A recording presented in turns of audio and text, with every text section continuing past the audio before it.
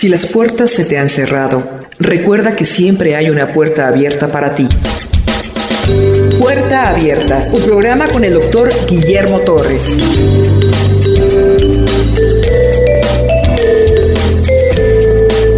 Continuamos con Sofonías. Daré un breve repaso del capítulo 1 y el capítulo 2 para entrar lo que nos compete, el 3. Sofonías es un profeta del siglo 7 antes de Cristo. Los profetas que hemos visto, Amós, Oseas, esos son del siglo 8 antes de Cristo, del 800 al 700. Este entra entre el 700, al inicio del 700, cuando justamente comienza a gobernar el mejor rey que tuvo Israel y Judá, que se llama Josías. Entró a gobernar como de 7 años, 8 años. Sofonías, su nombre significa Jehová esconde. ¿De qué esconde? Jehová esconde de su ira. Jehová te libra de la ira de Jehová. Y resulta que Sofonías es un profeta de cierto linaje, porque es tataranieto de Ezequías. Un buen rey también, de los pocos que hubo, tataranieto de él. Entendemos que él tuvo acceso a escritos por su linaje. Dijimos diferente Miqueas, que era campesino, de Moreset. No, este es de linaje y tiene acceso a escritos. Capítulo 1, ahí viene su linaje en el verso 1. En el verso 2 del capítulo 1, vimos que Dios empieza a emitir un juicio al estilo diluvio. Y de pronto da un viro y lo particulariza a Jerusalén. Dice el verso 4, está hablando de un diluvio destructivo. Y de repente lo particulariza a Jerusalén. Dice, extenderé mi mano a Judá. Verso 4. Exterminaré este lugar. ¿Qué es lo que va a exterminar Dios de Jerusalén? 3 cosas: idolatría, sincretismo e indiferencia religiosa. Ya saben, la idolatría de los Baales, las aceras, el sincretismo, unir Pentateuco con idolatría, mezclarla. Así como aquí mezclamos Roma con cultura prehispánica en el catolicismo mexicano tan particular. Hay un sincretismo entre lo romano, que nos vino de España, lo evangélico, que nos viene de Estados Unidos, y lo prehispánico. Hay unas mezclas terribles, sincretismo. Eso estaba dándose en Jerusalén, y la indiferencia religiosa, que los hombres estaban sentados como el vino, diciendo, Dios no va a hacer ni bien ni mal, a Dios no le importa. En el verso 5 del capítulo 1 tenemos que están adorando a Milcón. Milcón es una versión amonita de Baal. Luego en el verso 7 le dice Dios al pueblo, calla. Esto es muy importante, esta palabra callad. Cuando estemos ante Dios en su segunda venida, ante el Hijo, lo único que haremos no es hablar ni protestar ni de yo quiero objetar algo, no. Vamos a estar desnudos y callaremos, porque Él va a juzgar. Nada más que hay un tema muy interesante acá. Nosotros, el verdadero creyente, ya ha sido juzgado. El verdadero creyente ya fue enjuiciado cuando Cristo pagó por sus pecados en la cruz. El justo por los injustos. Ahí se dio nuestro juicio. Pero Dios invita a un gran banquete. ¿Quiénes son los invitados? Todas las naciones del mundo. ¿Quién es el sacrificado? Su nación, Israel. Pero de esa nación no va a ser sacrificado su remanente, porque Él siempre resguardará a su remanente, que lo más correcto sería llamarle verdadero pueblo de Dios. Lo demás es nación de Israel. ¿Dónde está este banquete? En el verso 7. Preparado para el sacrificio, ha dispuesto a sus convidados, las naciones, para que las naciones le metan juicio a su querida Jerusalén. ¿Quiénes le metieron juicio a Jerusalén? Asiria, Babilonia, Persia, Grecia, todos ellos le metieron juicio a su Jerusalén. Ellos hicieron lo que Dios les dijo que hicieran, pero ellos pagarán porque además lo disfrutaron mucho. Disfrutaron mucho exterminar a todos los de Jerusalén y finalmente llevárselos a Babilonia. Pagarán. Del verso 10 del capítulo 1 habla de cómo se comportó Israel, cómo eran unos mercenarios para prestar dinero en Mactes. Mactes es mortero, un valle donde se hacía una plaza pública y se prestaba dinero. A eso los voy a ejecutar. También a los que se sientan con indiferencia religiosa, como el vino que es reposado y dice, Dios no hará ni bien ni hará mal. Indiferencia religiosa. Verso 13 del capítulo 1. Por tanto, ahora viene el gran día del Señor. En el verso 14. Como para el no creyente de todas las épocas, del Antiguo y del Nuevo Testamento, cuando venga el día de la ira de Jehová, segunda de Pedro 3:10, entre tantas otras, donde vendrán cielos nuevos y tierra nueva, donde more la justicia. Ellos van a oír la voz de Dios de forma amarga.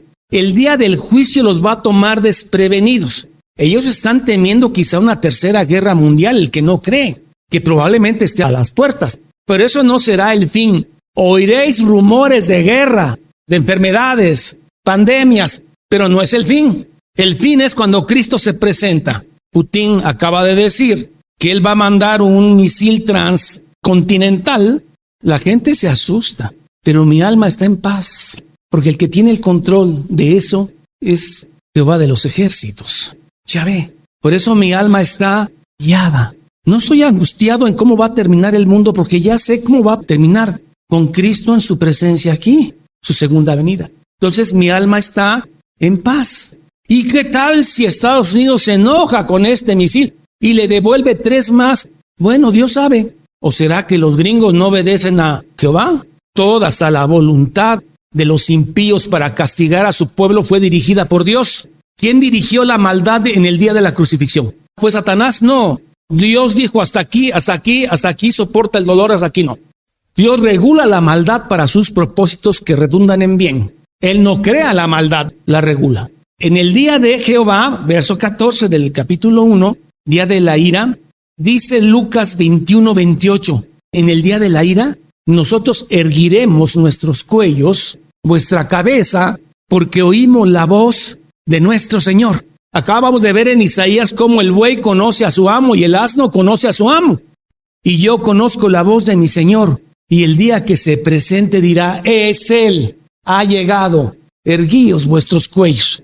No estoy temeroso de la tercera guerra mundial, porque mi alma está confiada, acallada, tranquila en el Señor. A veces me preocupo más en el día a día, en no ofender al Señor, que si viene la tercera guerra mundial. Cuando estas cosas empiezan a suceder, como a nosotros no nos va a tomar por sorpresa, al incrédulo sí, porque él piensa que Cristo no va a venir. Erguíos, levantad vuestras cabezas, vuestra redención está cerca. ¿Acaso nuestro cuerpo no gime por ser libertado? ¿La creación no misma gime por ser liberada? La naturaleza, la creación y los hijos de Dios gimen en este mundo de pecado. Gimen por ser liberados. Unos gimen sabiendo que Cristo los va a liberar y otros gimen sin conocer a Cristo y no van a ser liberados. Estamos terminando el capítulo 1 y dice que todos estos apóstatas Dios los va a hacer como excremento y los va a tirar como abono. Un excremento humano. Y empieza el capítulo 2. Todo lo que les platiqué en el capítulo 1 tiene un propósito. Congregaos, meditad, estad en silencio, leed este libro y mediten, porque el tiempo está cercano. No la tercera guerra mundial, el tiempo de la venida de Cristo está cerca. Mediten. Yo le pido a Dios que les dé tiempo a usted y a mí, tener tiempo para este libro, porque a veces es bien difícil. Primero es lo primero. La trascendencia espiritual, la vida eterna. Tenga piedad de su alma. Y en medio de la vorágine de tantas cosas que hay que hacer, yo le pido a Dios que le dé tiempo. Leer la palabra. Que no sea indiferente. Relativismo religioso. Sincretismo moral. Idolatría. No. El verdadero Hijo de Dios no practica eso. Todo es para que congregaos y meditad, oh nación, sin pudor. Es que la nación de Israel, que desciende de Abraham, que fue escogida, no tenía vergüenza. Hablo de pudor moral, pero a veces pudor físico. Se exhiben muy bien, pues tienen bonitos cuerpos. No hay pudor. Así era esta nación, era desvergonzada, pero no es el pueblo de Dios, porque el pueblo de Dios es Sofonías, el pueblo de Dios es Isaías, el pueblo de Dios es Miqueas, Elías, Eliseo, Jeremías, que lloraba por el pecado. Hoy habrá profetas de estos, sí los hay, un pocos. No tiene pudor. Y entonces en el resto del capítulo 2, Dios va a enjuiciar a todas las naciones que rodean a Jerusalén. Al norte dijimos Asiria, Nínive. Al sur, Etiopía. Al este, Filisteos. 4 ciudades ahí mencionadas. Al oeste, Moab y Amón, descendientes de Lot. Esos vivían alrededor. A todos ellos los va a destruir Dios para que su Jerusalén aprenda. Para que Jerusalén tome el ejemplo. Que si no se compone, va sobre ella. Y usted sabe la historia, no se compuso. Entonces en el resto del capítulo 2 de Sofonías vimos cómo Dios castiga a Siria, Etiopía, Amón y Moab y los filisteos. Ahora empezamos el capítulo 3, que comienza con un lamento. Ay, te lo dije. Ay, te estoy diciendo que te iba a pasar esto. Ay, te estoy diciendo, la segunda venida de Cristo está cerca. Ay, un lamento. Ay de la ciudad rebelde, contaminada y opresora. Ahora, la bronca es contra la nación de Dios Israel. Ya destruyó a todas y no quiso entender, por lo tanto, ay, ya no solamente con poco pudor, ahora rebelde, contaminada y opresora, que no escuchó la voz ni recibió la corrección, no confió en Jehová, no se acercó a su Dios. Ay, vio cómo destruyeron a todos, vio cómo se llevaron a las 10 tribus del norte y no entiende, rebelde, contaminada. Y entonces empieza el juicio con 4 grupos de gente: príncipes, jueces, sacerdotes y profetas.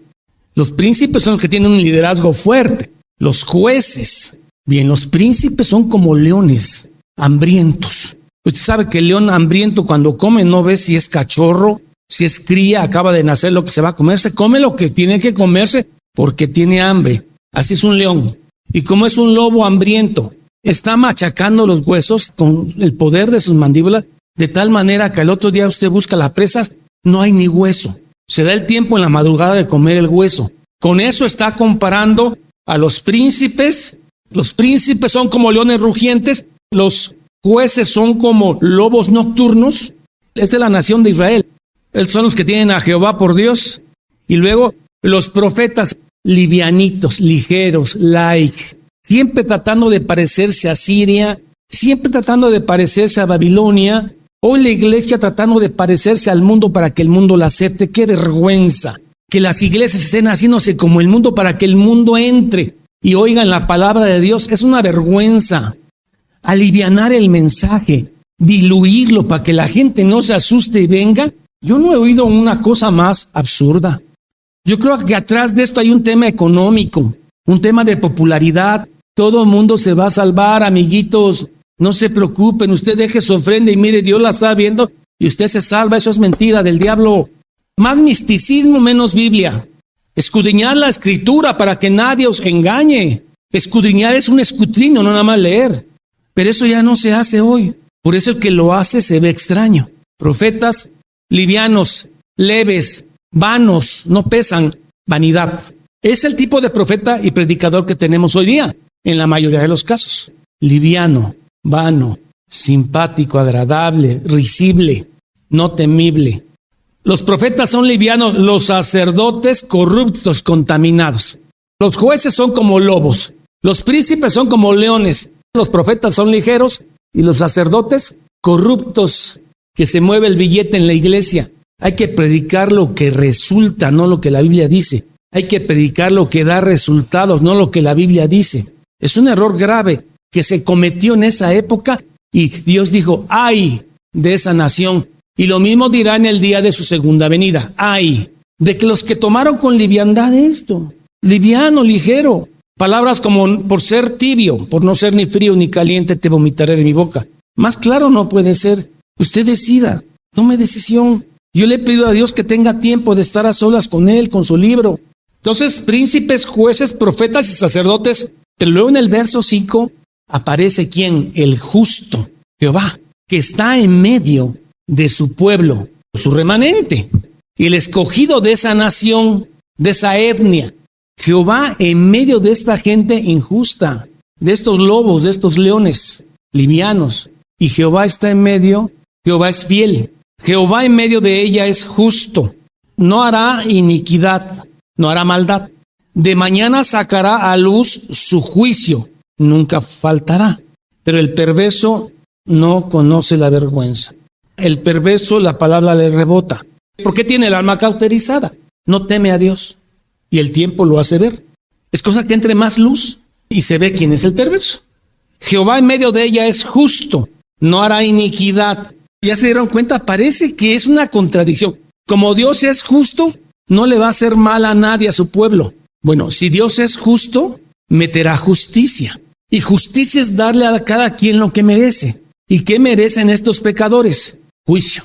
Por lo tanto, meterá juicio que es justo y no es inicuo.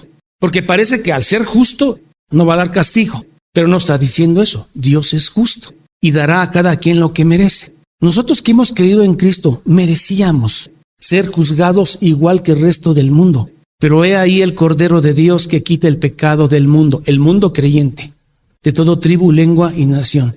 Y mi pecado ya ha sido pagado. Ahora lucho por no pecar, pero peco.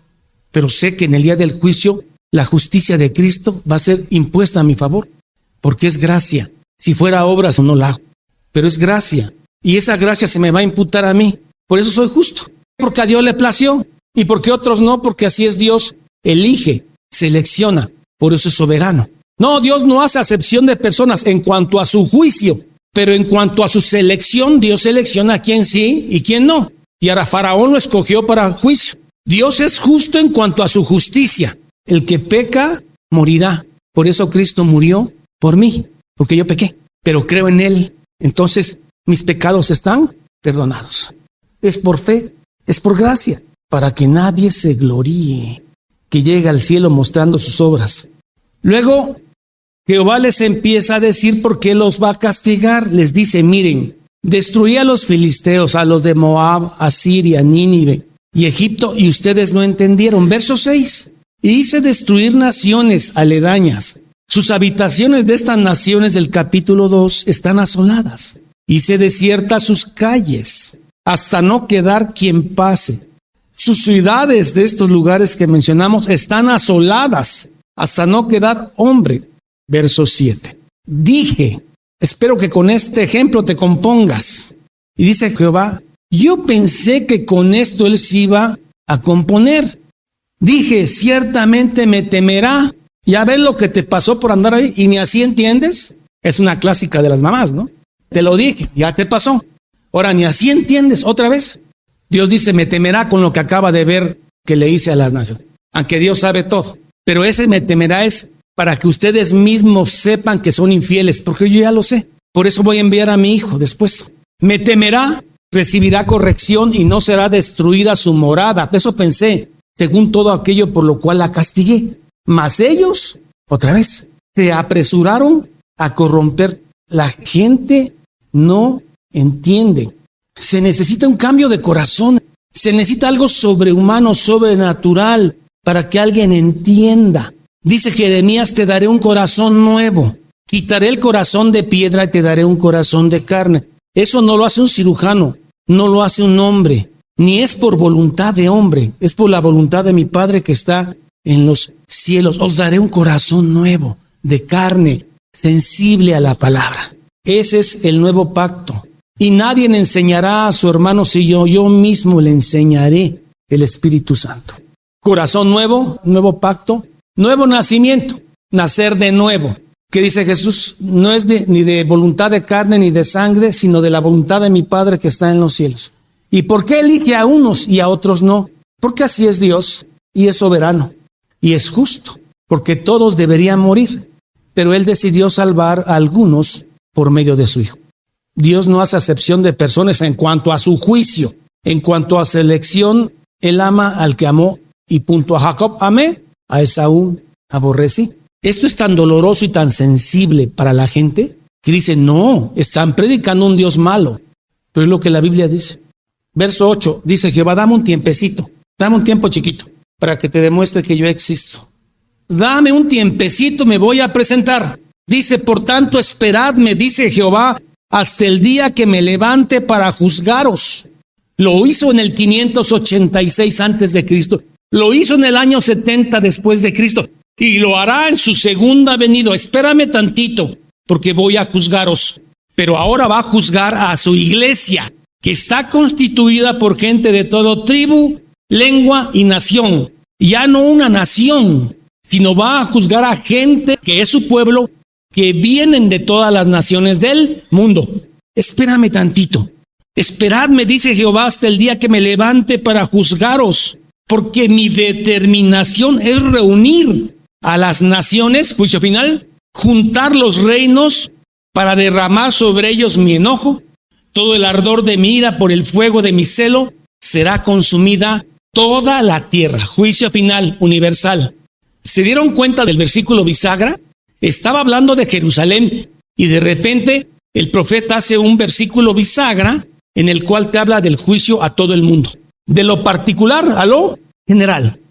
Todos los profetas tienen el día del juicio final. Malaquías será un día como el horno, caliente. De esto está hablando Sofonías en el siglo 7 antes de Cristo. Y de esto está hablando Pedro en el siglo 1 después de Cristo. Y después de esto va a hablar Juan en Apocalipsis, en ese mismo siglo al final. Si es creyente, tiemble. Si Dios le permitió por gracia estar en un lugar donde se le exhorta porque el día del Señor está cerca, tiemble. Pero el día del Señor vendrá como ladrón en la noche, en lo cual los cielos pasarán con grande estruendo. Estos cielos reservados para el fuego. Y los elementos ardiendo serán deshechos. La palabra es transformados. Y la tierra y las obras que en ella serán quemadas. Todo lo valioso de este mundo va a ser pasado por fuego. ¿Seguimos? Puesto que todas estas cosas van a ser deshechas, ¿cómo no debéis andar de manera apartada, santa y piadosamente? No manera perfecta, pero luche por apartarse. 3:12. Esperando y apresurándoos para la venida del día de Dios. Parece contradictorio. Esperar y apresurarnos. En esa espera consciente del cristiano, cuando medita en su Biblia, Señor, ven. ¿Ya estás preparado? Sí, porque no es por obras. No he logrado ser el que he querido ser. Tampoco soy el que fui. Soy, Señor, al que elegiste. Te amo con todas mis imperfecciones. Ven, ven, Señor. Te estoy esperando. Y cuando oiga tu voz, me voy a erguir, como el niño que oye la voz de papá. ¡Ay, qué alegría cuando nos encontremos con nuestro Señor! Esperando y apresurándonos para la venida de Dios, en el cual los cielos, todo deshecho, la atmósfera de este mundo va a ser transformada. Los cielos encendiéndose serán deshechos y los elementos que forman los átomos serán quemados, se fundirán. Una desatomización universal. 3:12. Pero, hay un pero porque hay un remanente que no va a pasar con el mundo. Pero nosotros, ¿quiénes son nosotros? El verdadero pueblo de Dios, la iglesia. Y de la iglesia, no la iglesia apóstata. Pero nosotros esperamos, según sus promesas, cielos nuevos y tierra nueva, en los cuales mora la justicia. Esto lo lleva a Isaías, que el lobo pastará con el cordero. Son símbolos, pero lo que está allá arriba es mejor. Puede usted dejar al nene ahí que meta la mano, la culebra no le va a morder. Son símbolos que hablan de la belleza de ese lugar y de ese tiempo. Y la tierra nueva en los cuales mora la justicia. Esto lo lleva a Isaías y lo lleva a Sofonías, capítulo 3, donde empieza a hablar que el pueblo ya no va a querer pecar. Nosotros queremos pecar, pero luchamos por no pecar. Ahí ya con cuerpo transformado. Usted no va a querer pecar. Eso es lindo.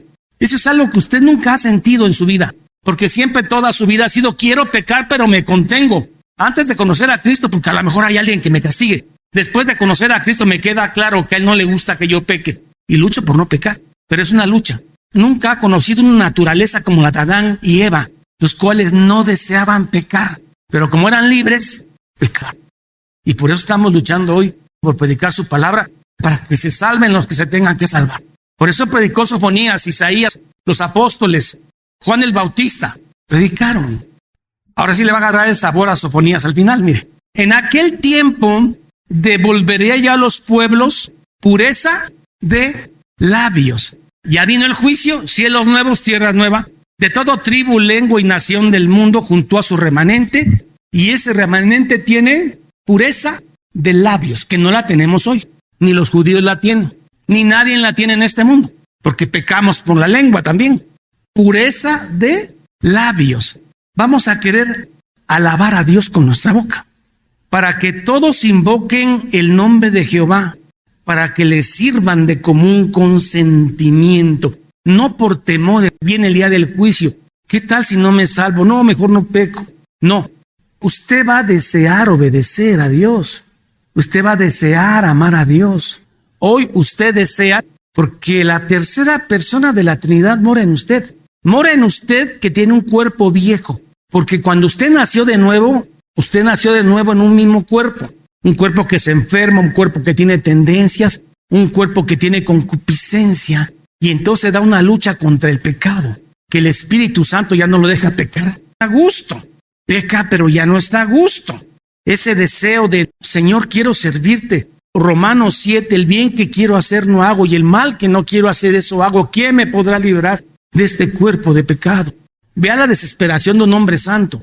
Pablo, no digas eso, déjamelo a mí. Yo, dice Pablo, el primer pecado lo haremos voluntariamente y seremos puros de labios. Ya ve que lo que habla la boca es lo que tiene el corazón. Seremos corazón limpio, labios limpios. Ahora sí dice, en aquel tiempo devolveré yo a los pueblos pureza de labios, para que todos invoquen el nombre de Jehová, para que le sirvan de común consentimiento. De la región más allá de los ríos de Etiopía me suplicarán, la hija de mis esparcidos traerá mi ofrenda. ¿Saben qué? De todo el mundo, más allá de África. ¿Dónde está el evangelio ahorita? En todo el mundo. Y Dios tiene pueblo en todo el mundo, aún en la India y en los países musulmanes perseguidos y asesinados, hay un remanentito de todo tribu, lengua y nación. Seguimos en aquel día donde ya Jehová vino, cielos nuevos y tierra nueva, donde mora la justicia. Seguimos en ese tono. Y yo creo que Sofonías no entendió lo que escribió. Muchos profetas no entendieron lo que escribieron, pero lo plasmaron. En aquel día no serás avergonzada por ninguna de tus obras que te rebelaste contra mí. Todo el pecado que hicimos en aquel día, Cristo va a decir, fue lavado por mi sangre. Yo por eso morí, soporté el castigo para justificarlo a él hoy, porque es pecador. No serás avergonzado. ¿El pecado te avergüenza? Cuando hablas mal de un hermano, cuando actúas mal contra un hermano, contra un ser humano, si no te avergüenza, estás en peligro. Si lo que haces es racionalizar tu pecado y justificarlo, estás en grave peligro. Tu impureza de labios, racionalizar es gravísimo. Te vuelves inteligente, estás en peligro. En aquel día no serás avergonzada, su pueblo, por ninguna de tus obras que te rebelases contra mí, porque entonces quitaré de en medio de ti a todos los que se alegran en tu soberbia y nunca más ensoberberarás en mi santo monte. Todas las naciones que se burlaron del pueblo van a ser aniquiladas, destruidas. Y dejaré en medio de ti, o sea, el remanente, que no es la iglesia apóstata, es la verdadera iglesia que es humilde y es pobre. Humilde, tapeinos, a nivel de piso siempre. Sed manso y humilde como yo, Cristo. Pero pobre, no. Está hablando del pobre espiritual. Bienaventurados los pobres de espíritu, porque ellos será el reino de los cielos. Puede haber un hombre rico que sea humilde y puede haber un hombre pobre que sea soberbio. A los humildes de corazón y a los pobres de espíritu, de ahí haré mi pueblo. Lo vil y lo despreciado de este mundo escogió Dios para anunciar su evangelio. Por eso dice Pablo en Corintios, por eso entre ustedes no hay muchos nobles, ni gente de ciencia, de la ciencia del mundo. A veces pienso si hubiera un dron para regresarlo 2000 años, ir siguiendo a Jesús cuando subía a Galilea y ver qué gente seguía al maestro. Y era gente fregada, era gente que no había para dónde, no había ni para comer, estar enfermo. Y esa gente seguía, Señor, lo vil y lo despreciado de este. ¿Usted cree que veía un fariseo? Sí, iba, pero iba para anotar e irlo a acusar a Jerusalén.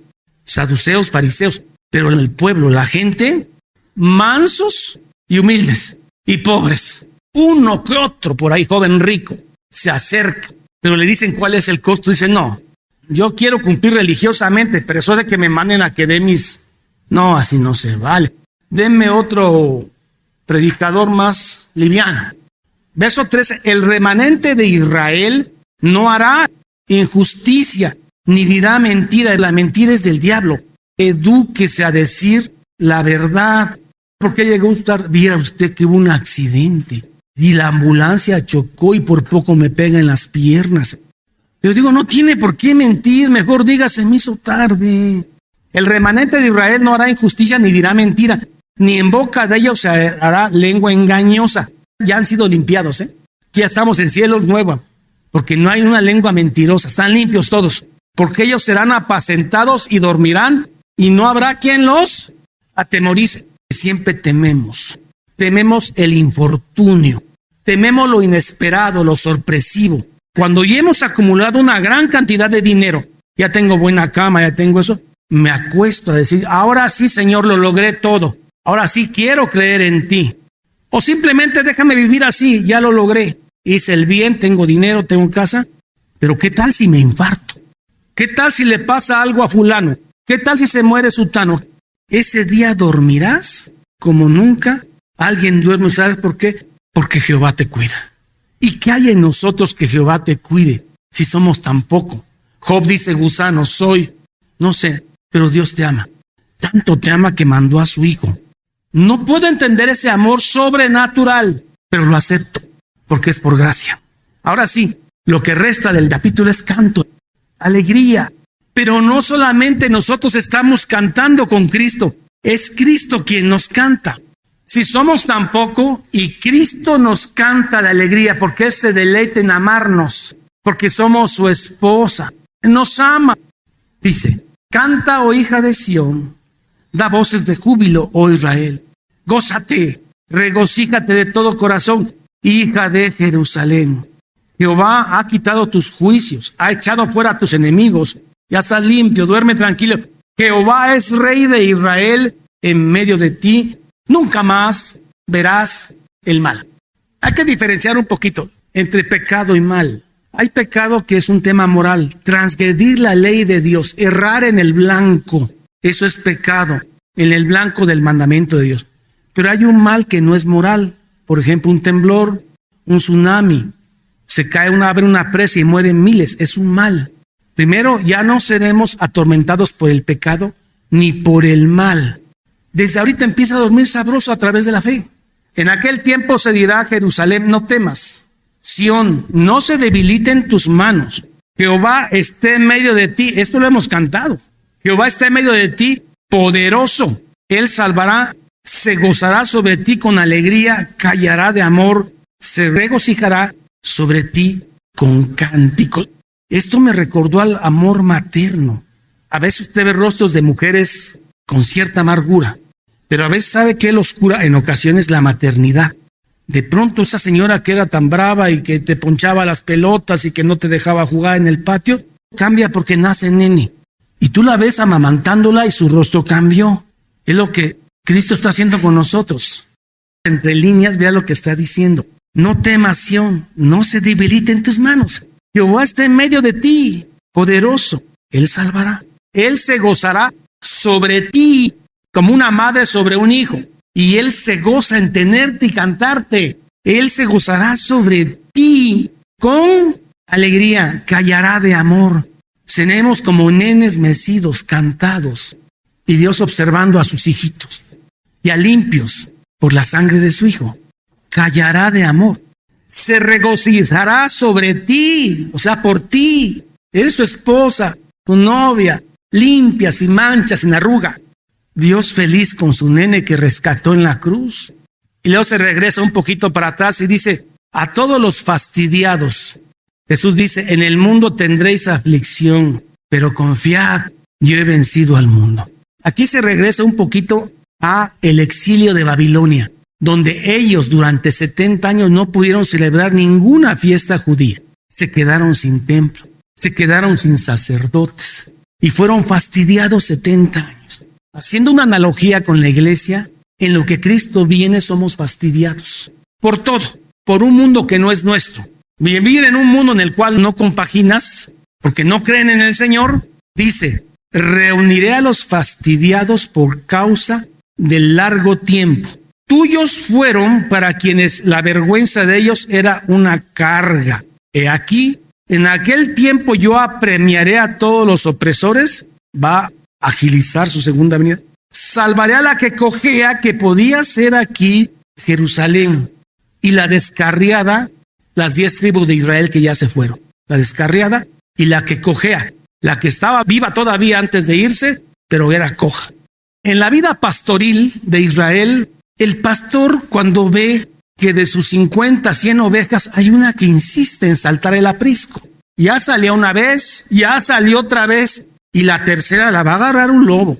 Lo que hace, la pasa a una mesita y le corta el tendón. La va cuidando, la carga un tiempo. Después la vuelve a poner, pero esa oveja nunca vuelve a saltarse el aprisco, porque se acuerda de que está coja.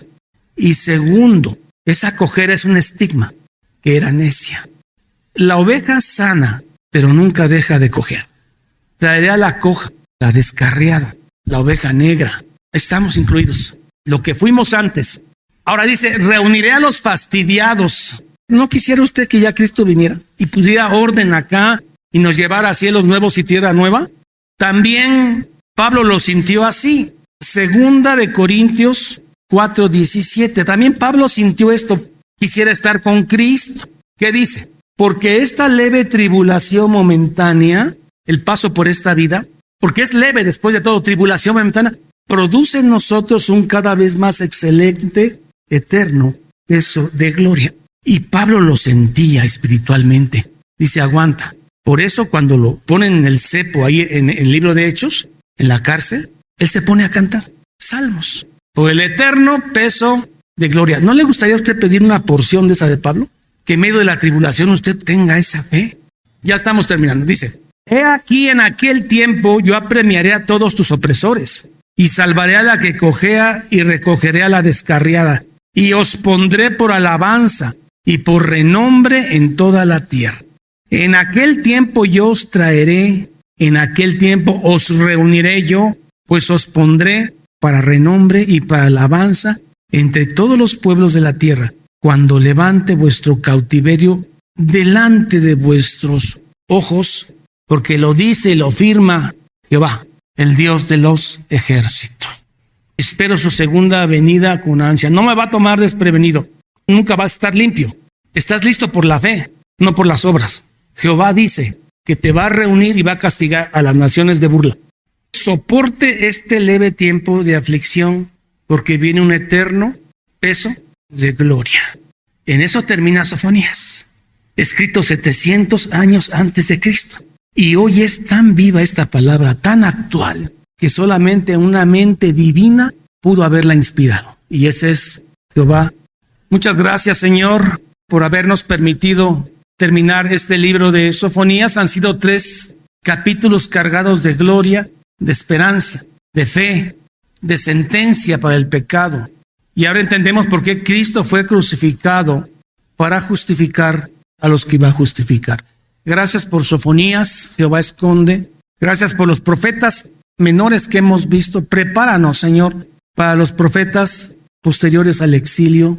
Gracias por la fe que nos da tu palabra. En medio de las pruebas, la fe sufre. Señor, te pedimos, danos de tu fe. Oramos siempre en el nombre del Padre, del Hijo y del Espíritu Santo. Amén.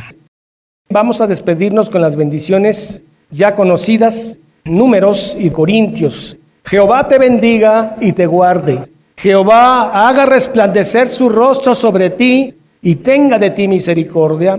Jehová alce sobre ti su rostro y ponga en ti paz. Corintios dice así: la gracia del Señor Jesucristo, el amor de Dios y la comunión del Espíritu Santo sean con todos vosotros. Y el pueblo dice amén. Jehová es mi pastor, nada me faltará. En lugares de delicados pastos me hará descansar. Junto a aguas de reposo me pastoreará. Confortará mi alma. Me guiará por sendas de justicia por amor de su nombre. Aunque ande en valle de sombra de muerte, no temeré mal alguno, porque tú estarás conmigo. Tu vara y tu cayado me infundirán aliento. Aderezas mesa delante de mí en presencia de mis angustiadores. Unges mi cabeza con aceite, mi copa está rebosando. Ciertamente el bien y la misericordia me seguirán todos los días de mi vida, y en la casa de Jehová moraré por largos días. Salmo 23. es la paz que Dios te da a través de su palabra. Busca un grupo de personas que te ayuden a leer e interpretar la Biblia. Te invitamos a escuchar el programa Puerta Abierta con el doctor Guillermo Torres, pastor de la iglesia La Familia de Dios. Todos los días por esta estación.